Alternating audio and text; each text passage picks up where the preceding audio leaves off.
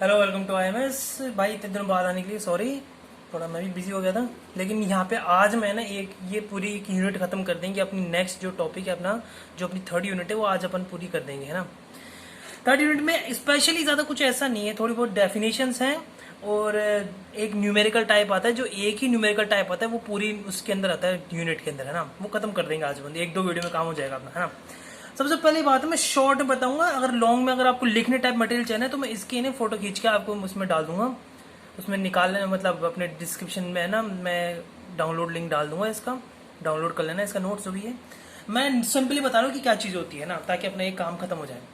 Direct cost, अब time cost trade off जो होती है, टाइम कॉस्ट ट्रेड ऑफ एक तरह से अपना यहाँ पे क्या है, टाइम जो कॉस्ट होती है ना, उसको हम लोग एक टाइम से दूसरे टाइम के अंदर, मतलब उसके हिसाब से शिफ्ट के हिसाब से चेंजेस करने हैं।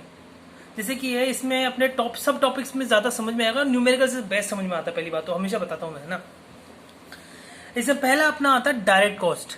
अब किसी प्रोजेक्ट में डायरेक्ट कॉस्ट क्या होती है? डायरेक्ट कॉस्ट वो होती है कि भाई कोई मटेरियल हो गया, है ना, कोई चीज हो गई, कोई मटेरियल हो गया, कोई सामान की मटेरियल या रिसोर्सेज होते हैं ना, वो जो रिसोर्सेज होते हैं ना, उनकी जो कॉस्ट होती है वो डायरेक्ट होती है। वो क्या है, वो अमाउंट रिसोर्सेज पे डिपेंड रहती है। वो उसकी जो कॉस्ट होती है वो रिसोर्सेज पे डिपेंड रहती है, वो टाइम कॉस्ट के ऊपर डिपेंड नहीं रहती है वो, है ना। जैसे लेबर हो गया, मटेरियल, ये सब चीजों के ऊपर डिपेंड रहती है वो, है ना। ये क्या है, डायरेक्टली रिलेट करती है एक्टिविटी से। और ये अलग, हर एक एक्टिविटी की एक अलग होती है ये, ठीक है। और अपने जो इनडायरेक्ट कॉस्ट होती है ना, इनडायरेक्ट कॉस्ट जैसे डायरेक्ट कॉस्ट मान लीजिए, इनडायरेक्ट कॉस्ट में ऐसा है कि ये टाइम के साथ बढ़ती है कॉस्ट। ये कॉस्ट जो होती है वो टाइम के ऊपर डिपेंड करती है। और ये कॉस्ट जो होती है, कॉस्ट मतलब एक्टिविटी के अंदर जो रिसोर्स है उसके ऊपर डिपेंड करती है। एग्जाम्पल के तौर पर जो डायरेक्ट कॉस्ट होती है वो जो अपने बजरी हो गई, ईंट हो गई, है ना, ईंट हो गई, बजरी हो गई अपने पास, यहाँ पे सीमेंट हो गई, ये लेबर हो गया, और ये अपना डायरेक्ट कॉस्ट होती है। इनडायरेक्ट कॉस्ट होती है जैसे कि अपना किराया, किराया, लोन, किराया, ये इनडायरेक्ट कॉस्ट होती है। दिन ब दिन बढ़ती है ना वो चीज। बस जैसे कि अगर बल्लियां लगाओ, बल्लियां किराए पे लगाए, रोज के कम से कम मान लो आप उसको लग रहे हैं आराम से 500-600 रुपए लग रहे हैं उसके रोज के।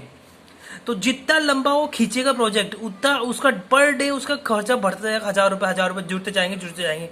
ये इनडायरेक्ट कॉस्ट होती है। डायरेक्ट कॉस्ट होती है कि भाई आपने ना बजरी खरीदी, वो तो आप ही की, वो थोड़ी आपको खर्चा मांगी आपसे, वो थोड़ी रेंट मांगेगी, और रेंट लगेगी। फिर क्या दीवारों के अंदर क्या, फिर महीने के महीना, मतलब दिन की दिन उसको रेंट देते जाओगे क्या बजरी का? ऐसा कुछ नहीं होता इसमें। तो बजरी अपने एक फिक्स होती है, लेबर फिक्स में आ जाता है, भाई रोज के रोज अपने को इतने पैसे देने हैं इसको। रिसोर्सेज होते हैं ना वो अपने इसमें आते हैं। बाकी इसमें आता है जैसे लोन हो गया, किसी चीज का किराया हो गया, ये चीज होती है वो इनडायरेक्ट कॉस्ट में आती है, ठीक है। डायरेक्ट इनडायरेक्ट कॉस्ट इसको कहते हैं। अब कहते हैं अपने मेन चीज इसमें होती है क्रैशिंग कॉस्ट। अब इसका टाइम कॉस्ट ट्रेड ऑफ का मेन मोटिव होता है क्रैश करना। क्या क्रैश करना? एक्टिविटी क्रैश करना। सपोजिटली कि आपको कोई काम करने में ना, एक कोई प्रोजेक्ट है उसको करने में आपको 20 दिन लग रहे हैं, और 20 दिन करने में आपके 30,000 रुपए लग रहे हैं, है ना, 30,000 रुपए लग रहे हैं। अब आप उस काम को थोड़ा कम में करना चाहोगे। अगर क्रैश कॉस्ट का मतलब ये होता है कि आप है ना उस काम का ड्यूरेशन कम कर दो, लेकिन पैसे बढ़ जाएंगे। भाई आपको जब आप उसको काम को थोड़ा जल्दी करना चाहोगे तो उस काम के अंदर कोई चीज लागत ज्यादा लगने लगेगी। तो भाई जैसे 20 दिन में आपके 30,000 लग रहे हैं ना, तो 15 दिन में मान लो कि आपके 50,000 लग जाएंगे। मैं कोई वैसे नहीं, 15 दिन में आपके 50,000 लग जाएंगे। तो ये जो चेंज होता है ना ड्यूरेशन के अंदर, 20 से 15, फिर 30 से 50, ये जो ड्यूरेशन होता है ना चेंजेस, और ये जो कॉस्ट चेंज होता है, इसको अपन क्रैश कॉस्ट कहते हैं, है ना। इसको अपन कहते हैं क्रैश कॉस्ट। अब इसको ग्राफिकली अगर समझे तो डायरेक्ट कॉस्ट अपनी होती है एक लेवल पे आके अपनी रुक जाती है ना। जैसे कि अपना ये एक्टिविटी, ये तो अपना है ग्राफ के अंदर, ये अपना टाइम एक्टिविटी का, और ये अपनी कॉस्ट है ना। ये अपनी कॉस्ट नॉर्मल है, ये क्रैश कॉस्ट है, और ये कॉस्ट अपनी क्या है, कौन सी? टाइम कॉस्ट, वो टाइम क्रैश है और टाइम नॉर्मल है। अब इसमें जो डायरेक्ट जो अपना जो कॉस्ट है वो एक टाइम पे आके नीचे रुकेगा। भाई अपना क्या है, हम जो सामान लाते हैं वो लेके आते हैं, लेकिन एक टाइम ऐसा आता है वो सामान लाने का काम खत्म हो जाता है ना। इसमें नॉर्मल ऐसी चीज होती है ये। लेकिन ये जो चीज होती है ना, हर एक एक्टिविटी अलग होती है, हर एक सिंगल एक्टिविटी, इंडिविजुअल एक्टिविटी के लिए आता ही है ना।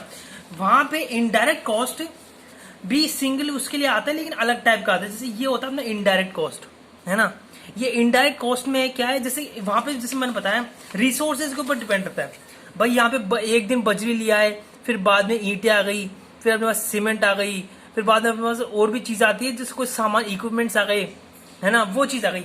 अब इनडायरेक्ट कॉस्ट के अंदर उसका लोन है, जैसे कि कोई लोन चल रहा है, अपना एक लोन चला है, वो रोज का अपने पास ये है ना इतने रुपए जोड़ता है। कोई चीज में कोई मतलब उसकी बल्लियां ले गया, उसका रोज का खर्चा इतना जुड़ता जा रहा है। कोई चीज और किराए पे लिया है सीमेंट का, वो उसका रोज का रोज खर्चा जुड़ता जा रहा है। तो वो होता है इनडायरेक्ट कॉस्ट में। इनडायरेक्ट में कॉस्ट में ड्यूरेशन बढ़ता है तो साथ में कॉस्ट भी बढ़ती है। तो ये एक तरह से ऐसे चलता रहता है अपने पास ये ग्राफ के अंदर, ठीक है। और क्रिटिकल पाथ के अंदर अपना कुछ ऐसे काम करता है कि भाई ये है एक्स जो टाइम है ना, वो अपना है प्रोजेक्ट कंप्लीटेशन का टाइम, और ये टोटल कॉस्ट अपनी आप बढ़ती जाती है। तो ये अपना प्रोजेक्ट ड्यूरेशन के हिसाब से ये ज्यादा कुछ न्यूमेरिकल में ज्यादा अच्छा समझ में आएगा।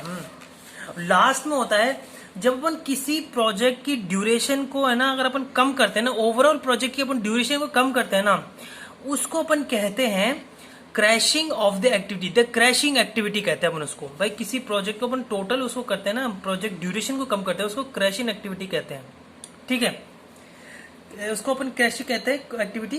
कॉस्ट, टोटल कॉस्ट अपनी इसमें क्या होती है, अपने ये आ रहा है ड्यूरेशन और ये अपना जा रहा है कॉस्ट। तो जो डायरेक्ट कॉस्ट आती है वो शुरुआत से लेकर एंड में कहीं ना कहीं खत्म हो जाती है, लेकिन इनडायरेक्ट कॉस्ट चलती रहती है। तो इसकी वजह से जो एक ग्राफ बनता है, एक ऑप्टिमम एक ग्राफ बनता है कि ये अपना टोटल कॉस्ट आता है, और इसको प्लस करेंगे ना तो अपना टोटल कॉस्ट आएगा ये। और इसमें एक टाइम आता है वो अपना होता है ऑप्टिमम कॉस्ट होता है उसको, है ना। Optimum where every call will be minimum. यहाँ पे अपना जो वट एवर जो अपन जो भी काम करें ना, वो सारे अपने मिनिमम आएगा, कॉस्ट के अंदर मिनिमम आएगी। इसको अपन यहाँ पे अपन इसको कहते हैं मिनिमम के हिसाब से ये चलती है, ठीक है। अब यहाँ पे ये चीज हो गई है शॉर्ट के, अगर मैं शॉर्ट में बताऊं तो ये चीज अपने यहाँ पे ये इसकी थ्योरी हो गई। ऐसे अपने पास ये इसकी थ्योरी हो गई, ग्राफ भी आ गया अपने पास। यहाँ पे इसके जो पेपर है मैं आपके अभी इसमें डाल दूंगा इसके अंदर, वहां पे आपको पिकअप कर लेना, उसके डिस्क्रिप्शन के अंदर आपको डाउनलोड फाइल मिल जाएगी। बाकी अपने नेक्स्ट वीडियो के अंदर क्वेश्चन पर चलेंगे डायरेक्ट, ठीक है। उससे अपने को ज्यादा समझ आएगा और फिर न्यूट वहीं खत्म हो जाएगी, ठीक है। आज के लिए इतना ही। Thank you very much.